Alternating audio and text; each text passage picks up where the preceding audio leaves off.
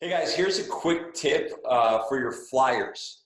I know there's summer camps and things like that going on, and maybe you're, doing flyers for if you're going to a 5K or a booth, and you want to have a physical flyer that you want to hand out. And again, is this the absolute best thing you should be doing for marketing?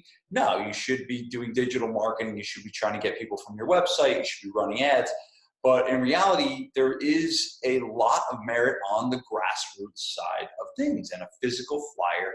Do I think you should be going and putting them on the cars and under the windshield wipers? No.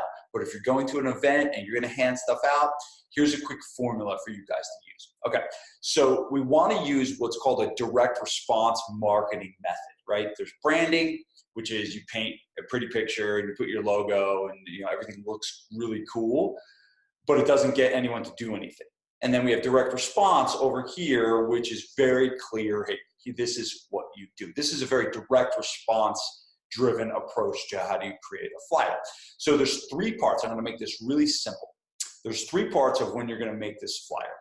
There is a headline, there's a story, and then there's a call to action.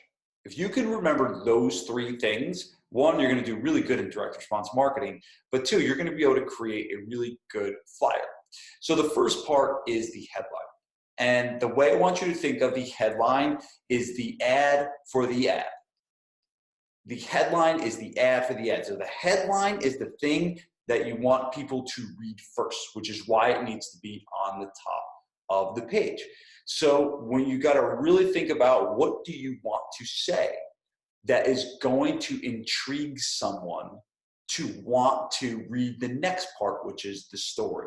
So I put lots and lots and lots of thought into whatever headline I put. Sometimes I'll write out like 50 different versions of a headline before I put it on top of a flyer, or in this case, a landing page or something like that.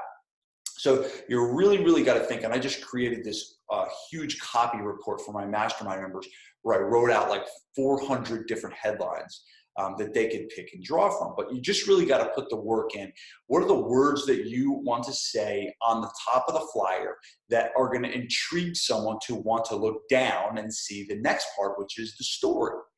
And the story is, it's not like this written story. The story could be a before-after picture of somebody. The story could be if you're having a camp, what are you going to be doing at the camp? So like, what is it about what you're trying to sell? Like, that's what the middle part is, the story. And then the last part is very clearly, and this is where people totally mess this up, very clearly is the call to action. The call to action is, what do you want them to do? Do you want them to email you? Do you want them to visit a website? Do you want them to call you? And it must be absolutely crystal clear. And it's probably best, the less you put, the better. Too many times we can contact me and follow me on Twitter and do all this, and we give people so many different things to do that we just confuse people. And as Don Miller says, if you confuse, you lose. So make it a very clear call to action. What do you want them to do? Call this number now. That's it. That's all you really need to do.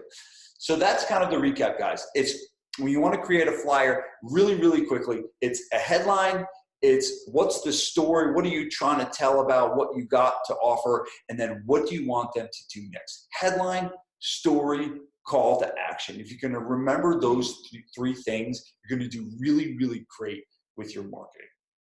If you like this video, do me a favor, subscribe to this channel, because whenever I come out with a new video, if you're subscribed, you're going to get it notified right away. Thanks so much.